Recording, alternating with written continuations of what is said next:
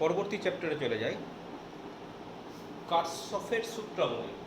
ওহমের সূত্রটার যে চ্যাপ্টারটা ছিল সেটা শেষ হয়েছে আগের আলোচনায়। কার্সফের সূত্রাবলী, সূত্রাবলী মানে বুঝতেই পারছো, একটা সূত্র নয়, একাধিক সূত্র, এবং সূত্রগুলো সবগুলোই কিন্তু ওই তড়িৎ প্রবাহ, তড়িৎচালক বল, বিভব সংক্রান্ত খুব ইম্পর্টেন্ট দুটো সূত্র। এই সূত্রগুলোর দিয়ে প্রচুর অঙ্ক আছে। দুটো সূত্র আছে, দুটো সূত্র আলোচনা করব। প্রথমে প্রথম সূত্র কি বলছে? প্রথম সূত্র বলছে বর্তনীর কোনো বিন্দুতে মিলিত প্রবাহ সমূহের বীজগাণিতিক সমষ্টি শূন্য। The algebraic sum of current meeting at a branch point is zero. এই মানেটা কি? মানেটা হচ্ছে এরকম, ধরে নাও তোমার বর্তনীর যে কোনো ধরনের একটা বর্তনী আছে এবং সেই বর্তনীতে একাধিক প্রবাহ মাত্রা মিলিত হচ্ছে। এই ধরে নাও I1, এই ধরে নাও I2, এখানে আরেকটা নিলাম, সাপোজ দিস ইজ I3,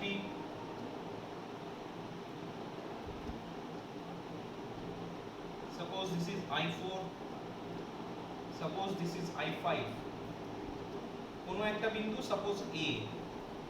তার মানে যদি এরকম ব্যাপার হয় যে বর্তনীর কোনো একটা বিন্দুতে, যেমন আমি এঁকেছি A বিন্দুতে, একাধিক প্রবাহ মাত্রা মিশছে, মিট করছে, যদি এরকম হয় তাহলে কার্সফের প্রথম সূত্র বলছে algebraic some of current is equal to zero. এটাকে সামেশনের চিহ্ন বলে, তাই না? কি বলছে? আমি যদি সব প্রবাহগুলো যোগ করে দিই তাহলে যোগফল শূন্য হবে। এবার বলে রাখি, যদি এটা বিবৃতি হয় তার মানে এটা বুঝে নিও না যে I1 plus I2 plus I3 plus I4 plus I5 zero, এটা নয়। কিন্তু বলেছে algebraic some of current zero, ঠিক আছে? কিন্তু একটা জিনিস মনে রাখতে হবে যে কারেন্টের কিন্তু একটা অভিমুখ আছে। যদিও তড়িৎ প্রবাহ মাত্রা ভেক্টর রাশি নয়, কিন্তু প্রবাহ মাত্রার একটা নির্দিষ্ট ডিরেকশন আছে এবং এখানে তোমাকে ডিরেকশনটা কনসিডার করতে হবে। তাহলে কি হলো ব্যাপারটা? ব্যাপারটা হলো এরকম যে আমাকে ডিরেকশনটা কার রেসপেক্টে? এ বিন্দুর রেসপেক্টে। তাহলে তোমাকে একরকম ধরে নিতে হবে। কিরকম ধরতে হবে? যেগুলো টুওয়ার্ডস এ, মানে এ বিন্দুগামী, টুওয়ার্ডস এ যাচ্ছে, যেমন তোমার I1, I2, I3, রাইট? আচ্ছা, I3টা আমি উল্টে দিচ্ছি, আমি এইদিকে আছে মনে করো। তাহলে টুওয়ার্ডস এ কে আছে I1, I2 আর I5, আর বেরিয়ে যাচ্ছে কে কে? I3 আর I4। ছবিটা ভালো করে দেখবে, এরা প্রবেশ করছে আর এরা বেরিয়ে যাচ্ছে। তাহলে আমার এখানে মনে রাখতে হবে যেগুলো প্রবেশ করছে সেগুলোকে যদি আমি প্লাস ধরি, তাহলে যেগুলো বেরিয়ে যাচ্ছে সেগুলোকে আমি মাইনাস ধরি, অথবা উল্টোটা, যেগুলো বেরিয়ে যাচ্ছে সেটাকে যদি আমি প্লাস ধরি তাহলে যেগুলো ঢুকছে সেগুলোকে আমি মাইনাস ধরি। ঠিক আছে? তাহলে আমি প্রথমেই ঠিক করে নিই যে প্রথমটা আমরা কনসিডার করব, যেগুলো প্রবেশ করছে সেগুলো প্লাস, যেগুলো বেরিয়ে যাচ্ছে সেগুলো মাইনাস। তাহলে প্রথম সূত্র আমি এখান থেকে কি লিখবো? আমি লিখতে পারি প্রবেশ করছে I1 প্লাস, প্রবেশ করছে I2 প্লাস, I3টা হয়ে যাবে মাইনাস, I4টাও হয়ে যাচ্ছে মাইনাস, I5টা হচ্ছে plus. This should be equal to zero. দেখো বোঝা গেল কিনা?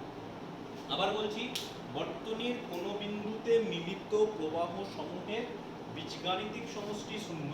তার মানে সোজাসুজি সবগুলোকে যোগ করে জিরো করব না, আমাকে ডিরেকশনটাও কনসিডার করতে হবে, যদিও কারেন্ট ভেক্টর রাশি নয়। এবং ডিরেকশন কনসিডারের ক্ষেত্রে যে কোনো একরকম নেবে। আমি যেমন ধরেছি যেগুলো প্রবেশ করছে সেগুলো প্লাস, যেগুলো বেরিয়ে যাচ্ছে সেগুলো মাইনাস, সেটাই কনভেনশন থাকে। পরবর্তীকালে একদিন এরকম ব্যবহার করলাম যে প্রবেশ করাটা প্লাস, পরের দিন আবার প্রবেশ করাটা মাইনাস, এরকম মাথায় রেখো না। যে কোনো একরকম তুমি মাথার মধ্যে রেখো, এবং যখনই তুমি এরকমের ব্যাপার আসবে তুমি মনে রাখবে যেগুলো প্রবেশ করবে সেগুলোকে প্লাস নেবো, যেগুলো বেরিয়ে যাবে সেগুলোকে মাইনাস। আচ্ছা, ইকুয়েশনটা একটু আমি সাজাই, প্লাসগুলোকে একদিকে রাখি। তাহলে I1 plus I2 plus I5 equal to I3 plus I4 করতে পারি। প্রত্যেকটাকে টি দিয়ে গুণ করে দাও। তাহলে I1t, I2t, I5t equal to I3t plus I4t, ঠিক আছে।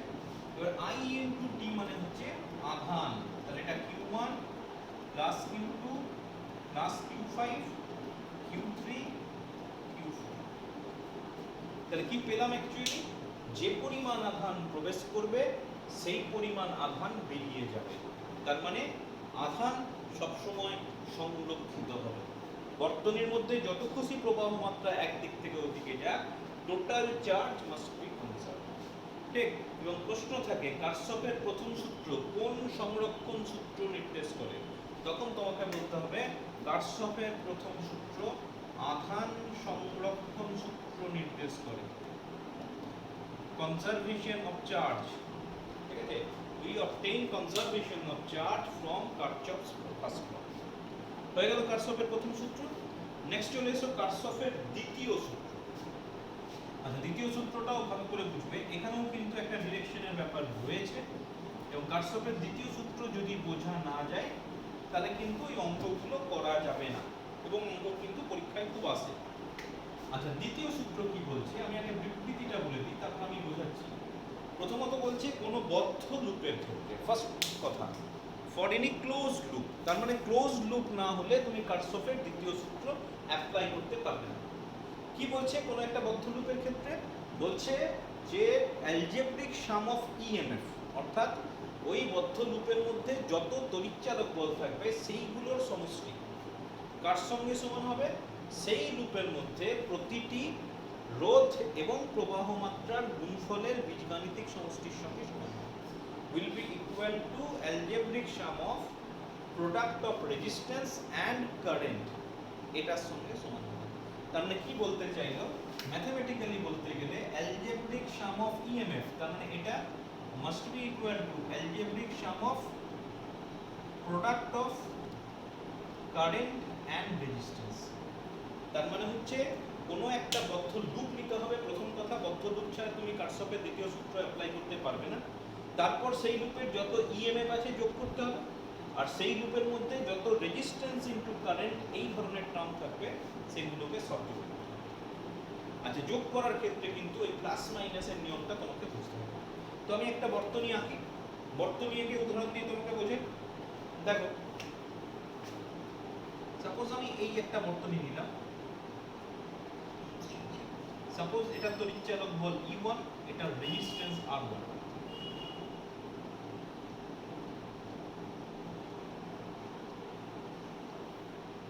এটা তড়িৎচালক বল E2, এটা রেজিস্ট্যান্স R2।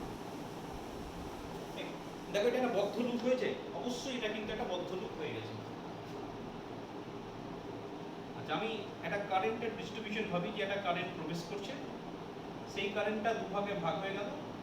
সাপোজ উপরেরটার মধ্য দিয়ে গেল I1 আর নিচেরটার মধ্য দিয়ে যাচ্ছে I2। এবং অবভিয়াসলি তুমি যদি এই বিন্দুর কথা ভাবো, তাহলে ওখান থেকে তুমি পেয়ে যাবে, দেখো I equal to I1 plus I2। কেন? প্রবেশ করছে I, বেরিয়ে যাচ্ছে I1, বেরিয়ে যাচ্ছে I2, তাহলে I equal to I1 plus I2। এই ধরনের জিনিস কিন্তু আমরা আগে ব্যবহার করেছি, যদিও সূত্রের সাহায্যে আমরা প্রথম করলাম। বেশ, দেখো তাহলে কারশফের প্রথম সূত্র, তোমাকে প্রথমত একটা বদ্ধ লুপ লাগবে, আমার একটা বদ্ধ লুপ তৈরি হয়ে গেছে। এই কারেন্টগুলো যদি দেওয়া না থাকে তাহলে তোমাকে কিন্তু নিজে তৈরি করে নিতে হবে। যে কোনো ভাবে তুমি কারেন্টটা কনস্টিটিউট করে ধরে নিতে পারো, আমরা করবো আবার পরে প্রবলেমে। যদি তোমার ধরাটা ভুল হয়, ভুল হয় মানে কি, তোমার অ্যাকচুয়ালি কারেন্ট যাচ্ছে মনে করো এইদিকে, তুমি কারেন্ট ধরে নিলে এদিকে, তাতে কিন্তু কোনো অসুবিধা নেই। যদি তোমার কনসেপ্টের সঙ্গে উল্টো হয় তাহলে তোমার কারেন্টের মান মাইনাস আসবে। মানে তোমার ক্যালকুলেশন করার পর তোমার I1 বা I2 যদি নেগেটিভ হয় তাতে ঘাবড়ে যাবার কিছু নেই। তুমি বুঝতে পারবে যে তুমি যেদিকে কারেন্ট ধরেছো বর্তনীতে অ্যাকচুয়ালি সেদিকে কারেন্ট যাচ্ছে না, তার উল্টো দিকে কারেন্ট যাচ্ছে। ঠিক আছে? সুতরাং আমি বলে রাখি, এখানে অঙ্ক যখন দেবে তোমার কিন্তু কারেন্টের মান মাইনাস আসতে পারে, এবং সেক্ষেত্রে I1 I2 কিন্তু দেওয়া থাকবে না, তোমাকে নিজে নিজে ধরতে হবে যে I1, আমি ধরে নিলাম এটা I1, ধরে নিলাম এটা I2, এইভাবে কিন্তু তোমাকে ধরে নিতে হবে। যাই হোক, এই আলোচনাগুলো পরে আসছি। প্রথমত আমি যেটা করব, যে এটা যদি একটা বদ্ধ লুপ হয়, এটাতে যদি সেকেন্ড লটা অ্যাপ্লাই করি তাহলে আমি কি লিখতে পারি। দেখো আবার বলছি, আমাকে একটা ইকুয়েশন লিখতে হবে। আগেরটাই যেমন একটা ইকুয়েশন লিখলাম কারেন্ট ফ্লো দিয়ে, এখানেও তোমাকে একটা ইকুয়েশন লিখতে হবে, এবং ইকুয়েশন লেখার সময় খেয়াল রাখবো যে আমি যত ই আছে একদিকে লিখবো, যত তড়িৎচালক বল আছে ইকুয়েশনের একদিকে লিখবো, আর যত আই ইনটু আর আছে সেগুলোকে ডান দিকে লিখবো, বা একটা বাঁ দিকে একটা ডান দিকে লিখবো। এটা পরিষ্কার? ঠিক আছে। আবার বলছি, প্রথমে তোমার কাজ হচ্ছে যতগুলো ইএমএফ আছে সেগুলোকে ইকুয়েশনের বাঁ দিকে, আর যতগুলো আই ইনটু আর আছে ততগুলোকে আমি লিখবো ইকুয়েশনের উল্টো দিকে, মানে ই যেদিকে লিখবো তার উল্টো দিকে। বেশ, তাহলে এক্ষেত্রে যদি আমাকে লিখতে হয় তাহলে আমি কি লিখতে পারি দেখো। আচ্ছা, কি বললাম? ইএমএফ। কটা ইএমএফ আছে? দুটো। তাহলে আমার প্রথম কাজ হচ্ছে ইকুয়েশনের বাঁ দিকে আমি ই1 আর ই2 লিখে দেব। প্লাস মাইনাস এখনো দিচ্ছি না, আমি পরে নিয়মটা বলছি। আর ডান দিকে আমি কি করব, যত আই ইনটু আর আছে, তাহলে এখানে আর1 আছে, আর1 এর মধ্যে কারেন্ট i1, আর এখানে R2 আছে, R2 এর মধ্যে কারেন্ট I2। তাহলে এখানে আমি কি করলাম, I2 R2টাকে একদিকে রেখে দিলাম। এখন প্রশ্ন হচ্ছে কোন কোনগুলো প্লাস নেব আর কোন কোনগুলো মাইনাস নেব, কিভাবে করব। তো বলে রাখি, ইএমএফ বোঝার নিয়ম একরকম ভাবে মনে রাখবে, I ইনটু R এর নিয়মগুলো আরেক রকম ভাবে মনে রাখবে। যেমন ই নিয়ম বোঝার, ই এর নিয়মটা বলি। তো যখন তুমি যে ইএমএফটার সাইন বের করতে চাইবে, সাপোজ আমি প্রথমে ই1 এর সাইন বের করতে চাইছি, তা তুমি কি করলে মনে মনে যে ই1টা বাদ দিয়ে বাকি সবগুলো বাদ দিয়ে দিলে, নিয়ে একটা বদ্ধ লুপ আঁকবে। ঠিক আছে। এরপরে যখন ই2টা করব, আমার ছবিটা হয়ে যাবে মনে মনে এটা। আমি প্রথম বলে এইভাবে ছবি এঁকে করছি, যখন তোমার প্র্যাকটিস হয়ে যাবে তখন দেখবে তুমি মুখে মুখেই করতে পারছো, বুঝতে পারছো কোনটা প্লাস হবে কোনটা মাইনাস হবে, কিভাবে হবে সবটাই বুঝতে পারছো। তো আপাতত বলে রাখি, আমি যখন ই1 করব তখন এইভাবে মনে মনে ছবি এঁকে নিলাম, বা পাশে ছোট করে ছবি আঁকলাম, কিছু অসুবিধা নেই। ই2 শুধু ই2 বাদ দিয়ে বাকি ই2কে বাদ দিয়ে বাকি সবগুলোকে মনে মনে বাদ দিয়ে দিলাম, খালি ই2টাকে রাখলাম, নিয়ে এই বদ্ধ রূপটা আঁকলাম। হয়েছে? আচ্ছা, এবার বলো যে এটার মধ্য দিয়ে কারেন্ট কোন দিকে পাঠাবে? ব্যাটারি তো এটা, ব্যাটারিটা কোন দিকে কারেন্ট পাঠাবে, আর এটাতে ব্যাটারিটা কোন দিকে কারেন্ট পাঠাবে। তো আমরা অলরেডি আলোচনা করেছি যে কোনো একটা ব্যাটারির জন্য কারেন্ট প্লাস থেকে বের হয়, বড়টা থেকে বের হয় এবং ছোটটাতে গিয়ে শেষ হয়। অলরেডি নিশ্চয়ই জানো বড়টা হচ্ছে প্লাস আর ছোটটা হচ্ছে মাইনাস। একই রকম ভাবে এটাই যদি বলি, তাহলে বড়টা থেকে শুরু হয়, ছোটটাতে গিয়ে শেষ হয়, এটা প্লাস এটা মাইনাস। ঠিক আছে। এবার তুমি ভেবে বলো যে এর মধ্যে কোনটা অ্যান্টি ক্লকওয়াইজ কোনটা ক্লকওয়াইজ। দেখো, এটা অ্যান্টি ক্লকওয়াইজ আর এটা হচ্ছে ক্লকওয়াইজ। তুমি মনে রাখবে, যদি অ্যান্টি ক্লকওয়াইজ হয় ইএমএফ এর ক্ষেত্রে, তাহলে সেটাকে আমি মাইনাস নেব, আর যদি ক্লকওয়াইজ হয় তাহলে সেটাকে আমি প্লাস নেব। বোঝা গেছে? প্রথমে যে ব্যাটারিটার কথা বলবে সেই ব্যাটারিটি ছাড়া বাকিগুলোকে মনে মনে বাদ, বদ্ধ লুপ আঁকলাম। তারপর আমি দেখব ওই ব্যাটারিটি বদ্ধ লুপটির মধ্য দিয়ে কিভাবে কারেন্ট পাঠাচ্ছে, ক্লকওয়াইজ না অ্যান্টি ক্লকওয়াইজ। একই রকম ভাবে সেকেন্ডারটা করে দেখলাম, ক্লকওয়াইজ না অ্যান্টি ক্লকওয়াইজ। তারপর তোমার মাথায় সিদ্ধান্ত, যদি অ্যান্টি ক্লকওয়াইজ হয় সেটাকে আমি মাইনাস নেব। দেখো, ই1টা অ্যান্টি ক্লকওয়াইজ, তাহলে এটা মাইনাস, ই2টা ক্লকওয়াইজ, তাহলে এটা প্লাস। বুঝছে? ই এর ক্ষেত্রে আমার চিহ্ন হয়ে গেল। নেক্সট চলে এসো আই ইনটু আর। ঠিক আছে। আচ্ছা, তুমি একটা জিনিস খেয়াল করো, ই এর ক্ষেত্রে কিন্তু আমার কোনো কিছু করার নেই, মানে যেরকম হবে সেটাকেই আমি চিহ্ন হিসাবে নেব। তুমি নিজের মতো করে ভাবতে পারো না যে আমি এটাকে ঘুরিয়ে নিলাম, এটা করলাম, ওটা করলাম, ওটা কোনো ব্যাপার নেই। যেরকম দেওয়া আছে সেই অনুযায়ী তোমার আসবে। আচ্ছা, এবার চলে এসো I1 R1 I2 R2। তোমার আর ছবি আঁকার দরকার নেই, এখান থেকেই ভাবো। এটা একটা ভাবো ঘড়ির মতো, ভাবো চারকোনা একটা ঘড়ি। এবার এই চারকোনা ঘড়ির সাপেক্ষে I1টা ক্লকওয়াইজ না অ্যান্টি ক্লকওয়াইজ? চারকোনা ঘড়ির সাপেক্ষে I1টা দেখো ক্লকওয়াইজ হচ্ছে না, তাহলে I1টাকে আমি প্লাস নেব। আর ঘড়ির সাপেক্ষে এটা I2টা দেখো অ্যান্টি ক্লকওয়াইজ, এই যে তুমি ভাবতে পারো 8 7 6 5 4 এভাবে যাচ্ছে, তাহলে সেক্ষেত্রে I2টা অ্যান্টি ক্লকওয়াইজ। মানে তুমি কেমন ধরবে এই I1 I2টা তার উপর ডিপেন্ড করবে I1 I2 সাইন। কিন্তু E1 E2 যখন সাইন বের করব তখন কিন্তু আমি কেমন ধরছি সেটা ইম্পর্টেন্ট নয়, ওটাকে শুধু এঁকে নেব, এঁকে পরে দেখব ক্লকওয়াইজ না অ্যান্টি ক্লকওয়াইজ। তাহলে এক্ষেত্রে I1 R1টা হয়ে গেল প্লাস, আর I2 R2টা হয়ে গেল মাইনাস। ঠিক আছে, এই হয়ে গেল তোমার ইকুয়েশন লেখা। এবার তোমার পরীক্ষাতে যখন দেবে তখন U1 U2 I1 I2 এগুলোর মান দেওয়া থাকবে, সেখান থেকে তোমাকে সলভ করতে হবে। I1 I2 ইন জেনারেল দেওয়া থাকে না, E1 E2 দেওয়া থাকবে, R1 R2 দেওয়া থাকবে, সেখান থেকে I1 I2 বের করতে হবে। অবভিয়াসলি একের বেশি লুপ থাকবে, সেই লুপগুলো থেকে বুঝে বুঝে বের করবে, তারপর সেটাকে সমাধান করে আনবে। ঠিক আছে? বেশ, এই গেল তোমার কারশফের দ্বিতীয় সূত্র। আচ্ছা, বলে রাখি প্রথম সূত্র যেমন কনজারভেশন অফ চার্জ রিপ্রেজেন্ট করে, সেকেন্ড লটাও কিন্তু একটা কনজারভেশন রিপ্রেজেন্ট করে। এবং তুমি মনে রাখবে second law represents conservation of energy, শক্তির সংরক্ষণ সূত্র নির্দেশ করে। ঠিক আছে? বেশ, এবার চলে আসছে একটা অঙ্ক করা যাক, কারণ অঙ্কটাই এখান থেকে মেন। থিওরি আসে না বলছি না, কারশফের সূত্রগুলি লিখতে দেয়, একদম পরিষ্কার বলে কারশফের সূত্রগুলি বিবৃত করো 1 + 2 প্লাস লর জন্য 1 নম্বর, সেকেন্ড ল এর জন্য 2 নম্বর। অথবা তোমার অঙ্ক দিয়ে দেয়, অথবা প্রশ্ন দেয় কারশফের সূত্রগুলি কোন সংরক্ষণ সূত্র নির্দেশ করে, তখন বলতে হবে প্রথম সূত্রটা আধান সংরক্ষণ সূত্র কনজারভেশন অফ চার্জ, আর সেকেন্ড সূত্রটা কনজারভেশন অফ এনার্জি বা শক্তির সংরক্ষণ সূত্র। ঠিক? এবার কিরকম অঙ্ক আছে সে সম্পর্কে একটু করা যাক, দেখা যাক। এইভাবে একটা অঙ্ক দিয়েছে, দেখে নাও। আমি ছবিটা আগে এঁকে দিচ্ছি, সরাসরি ছবি এঁকেও অঙ্ক থাকতে পারে, অথবা বিবৃতি দিয়ে, তখন বিবৃতি থেকে ছবি আনতে হবে, সেইভাবেও হতে পারে। ইন জেনারেল ছবি দিয়ে দেয়, আগে ছবি আঁকা অঙ্ক থাকতো না হায়ার সেকেন্ডারিতে, কিন্তু নতুন ইয়ে হয়েছে 2018 সালে প্রথম এরকম ছবি দিয়ে অঙ্ক দিয়েছে কারশফের সূত্র থেকে। আচ্ছা, এগুলো সব দেওয়া আছে 1.5 ভোল্ট, এটা বলেছে 2 ভোল্ট, এটা বলেছে 5 ওহম, এটা 1 ওহম 2 ওহম।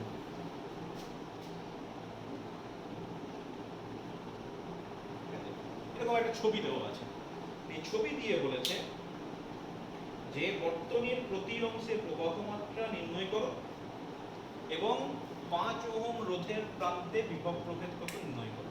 মানে তুমি ভাবতে পারো এটা যদি নাম হতো AB, তাহলে AB এর প্রান্তে বিভব প্রভেদ কত, এই লাইনে কারেন্ট কত, এই লাইনে কারেন্ট কত, এই লাইনে কারেন্ট কত, এই হচ্ছে তোমার প্রশ্ন। একটু নাম দিয়ে দেওয়া যাক।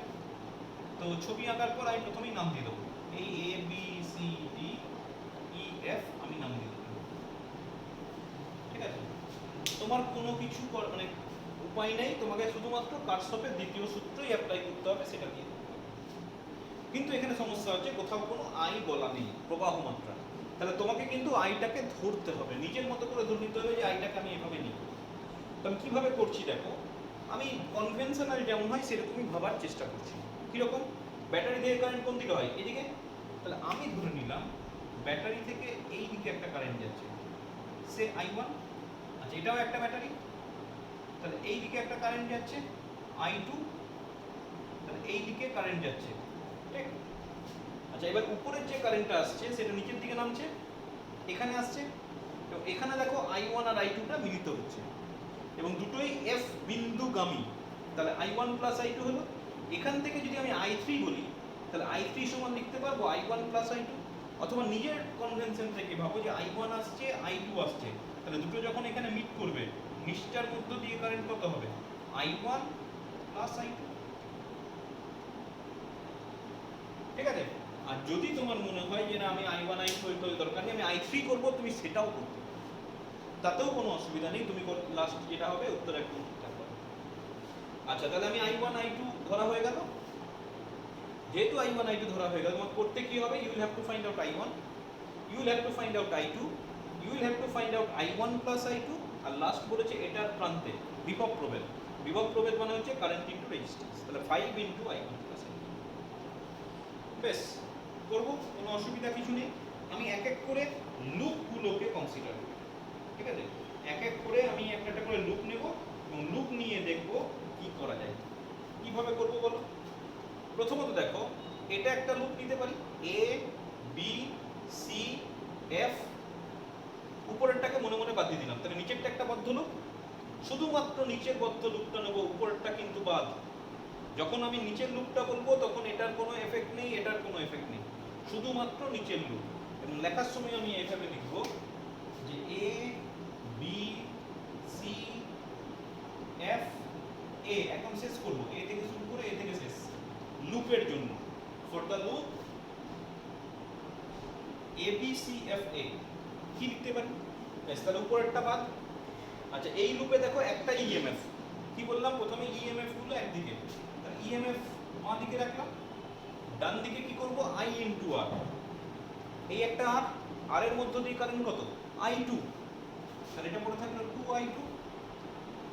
আচ্ছা, এখানে আছে আরেকটা রোধ 5, 5 এর মধ্যে কারেন্ট কত I1 প্লাস I2, তাহলে 5I1 প্লাস I2।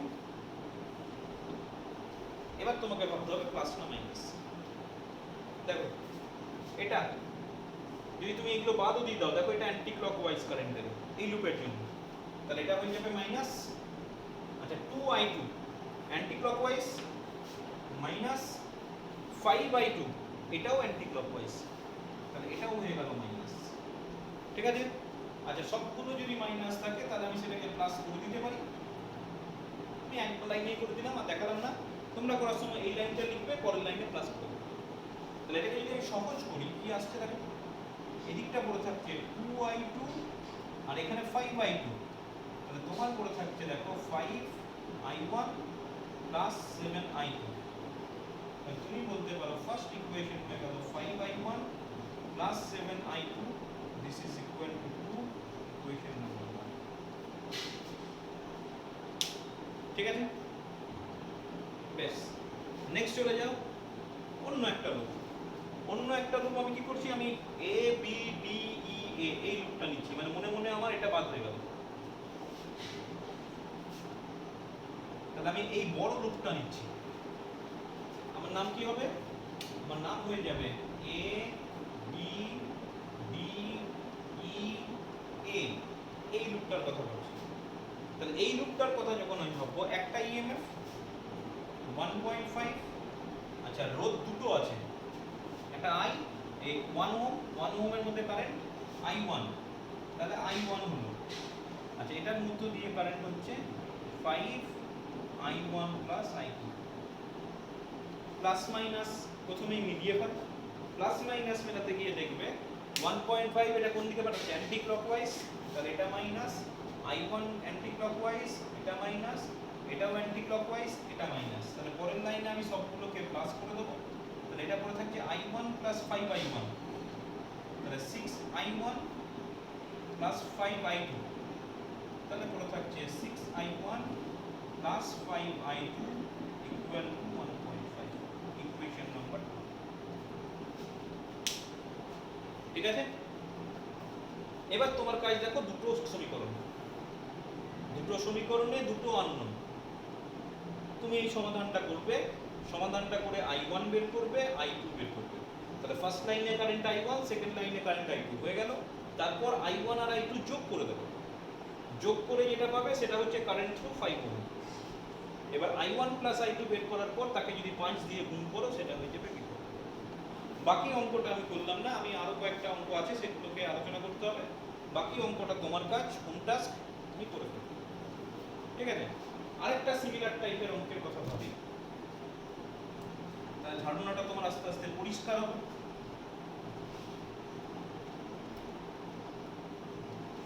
নেক্সট যেটা প্রবলেমটা দিয়েছে, নেক্সট প্রবলেমের তিনটে সেল আছে। এতক্ষণ পর্যন্ত দুটো সেল নিয়ে কাজ করছিলাম, এবার তোমার তিনটে সেল আছে। এই মনে করো একটা, দুটো, তিনটে, এই মনে করো তিনটে সেল দিয়েছে এবং তিনটে সেলের ইএমএফ হয়ে যাচ্ছে 2 volt, 1 volt, 4 volt, 2 volt, 1 volt, 4 volt, আর রেজিস্ট্যান্স গুলোর মান দিয়ে দিয়েছে 4 ওহম, 3 ওহম, 2 ওহম। আমি সাপোজ নামকরণ করব, আমি এখান থেকে শুরু করছি, মাঝখান থেকে AB CD একই রকম নামকরণ করছি, কিন্তু পজিশনটা একটু চেঞ্জ করলাম, এতে তোমরা জিনিসটা খেয়াল করো, নানা রকম ভাবে করার চেষ্টা করছি। এইভাবে হয়ে গেল। তোমাকে প্রশ্ন দিয়েছে প্রতিটি লাইনে প্রবাহ মাত্রা কত, মানে find the current in the line CB, in the line DA, in the line EF। কিভাবে করব? এই একই রকম নিয়ম।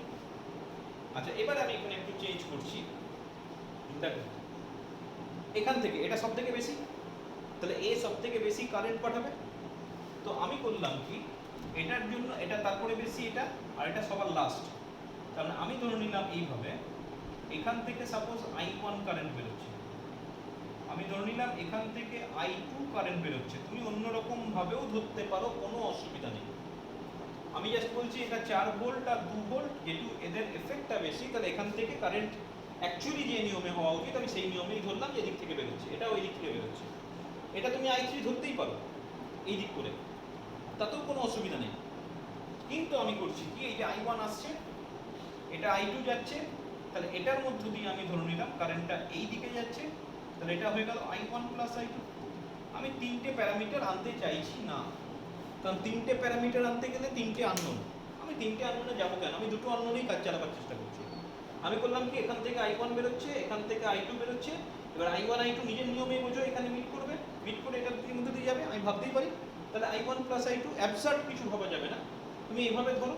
এবার ধরার পর যদি I1 নেগেটিভ আসে, তার মানে তোমাকে বুঝতে হবে এই কারেন্টটা আমি এদিকে ধরেছি, অ্যাকচুয়ালি সার্কিটে কারেন্টটা এদিকে যাবে।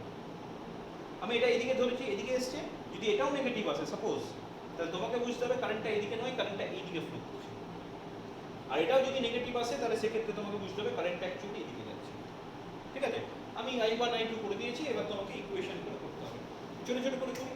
প্রথমে জাস্ট উপরের লুপটা নিচ্ছি, দেখে নেবে AB CD A, মানে নিচেরটা এখন ভাবার দরকার নেই, শুধুমাত্র উপরের লুপ। ঠিক? আচ্ছা, দুটো EMF আছে, একটা 2 আর 1, তাহলে 2 আর 1 একদিকে রয়ে গেল, আর একদিকে পড়ে থাকলো 4 আর 3, তাহলে এটা পড়ে থাকছে 4I1, আর এটা পড়ে থাকছে 3I1 প্লাস I2। আপত্তি থাকার কিছু নেই, প্লাস মাইনাস দেখো, এটা অ্যান্টি ক্লকওয়াইজ কারেন্ট পাঠাবে 2 মাইনাস, এটা কিন্তু ক্লকওয়াইজ কারেন্ট পাঠায়। এইটা দেখবো না, আমি তো বলেছিলাম যখন ব্যাটারি করব আমার কি ধরেছি সেটা দেখবো না, আমি দেখবো অ্যাকচুয়ালি কোন দিকে পাঠাই। তাহলে এটা হয়ে গেল প্লাস। আচ্ছা, এটা কিন্তু আমার ধরাটা দেখবো, 4 কোন দিকে? Anti clockwise. 3 কোন দিকে? এটাও অ্যান্টি ক্লকওয়াইজ, দেখো তাই তো, এই যে এটাও অ্যান্টি ক্লকওয়াইজ, তাহলে দুটোই অ্যান্টি ক্লকওয়াইজ হয়ে গেল। আচ্ছা, কি পড়ে থাকছে দেখো, এটা -1, এটা -4 -3 -7, আচ্ছা এটাও বোধহয় মাইনাস, তাহলে -3I2, তাহলে সব মাইনাস গুলো তুলে দাও, দেখো একটা ইকুয়েশন পাচ্ছ, 7I1 plus 3I2 equal to +1। ঠিক আছে, নেক্সট তুমি এই বড়টা নিয়ে করতে পারো, আমি করছি কি নিচের ছোটটা নিচ্ছি, আমার দুটো ইকুয়েশন দরকার। আচ্ছা, নিচের ছোটটা মানে নামটা ঠিকঠাক দেবে, AD EF A, এ থেকে শুরু করে এ থেকে শেষ করলাম। আচ্ছা, এখানেও দেখো দুটো লুপ, আর উপরেরটা দরকার নেই, এতেই আমার কাজ হয়ে যাবে। নিচেরটা পাবো 1 আর 4, আর এদিকে আছে 3I1 প্লাস I2, আর নিচেরটা আছে 2I2। আচ্ছা, 1 অ্যান্টি ক্লকওয়াইজ কারেন্ট পাঠাই, 4 ক্লকওয়াইজ কারেন্ট পাঠাই। আচ্ছা, 3I1 প্লাস I2 এটাও ক্লকওয়াইজ। আচ্ছা, এটাও ক্লকওয়াইজ, এটা পড়ে থাকছে, আমি একবারে লিখবো 3I1, I2টা হচ্ছে 3 প্লাস 2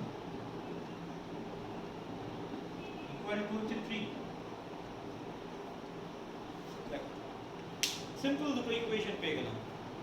বাকি কাজটা আশা করছি তুমি পারবে, না করার কিছু নেই। অপনয়ন পদ্ধতি পাবো, এটাকে 5 দিয়ে গুণ করো, এটাকে 3 দিয়ে গুণ করো, বিয়োগ করে দাও, I1 পেয়ে যাবে। I1 পেয়ে গেলে যে কোনো একটাই বসিয়ে I2 পেয়ে যাবে, I1 প্লাস I2 পেয়ে যাবে। তাহলে ফার্স্ট লাইনে I1 যেটা হবে সেটা উত্তর, সেকেন্ড লাইনে I2 যেটা সেটা উত্তর, থার্ড লাইনে I1 প্লাস I2 সেটা উত্তর। ঠিক আছে, প্লাস মাইনাসের ব্যাপারটা বলে রাখলাম, যদি প্লাস হয় তাহলে তুমি তোমার কনভেনশন অনুযায়ী কারেন্ট ফ্লো করছে, তুমি যেটা ধরেছো। কিন্তু যদি উল্টোটা করো, নেগেটিভ আসে, তাহলে তোমাকে ধরে নিতে হবে যে কারেন্টটা কিন্তু উল্টো দিকে আসছে। ঠিক আছে, এই হচ্ছে তোমার কার্চফের অঙ্ক। আরো কিছু অঙ্ক করব, ঠিক আছে।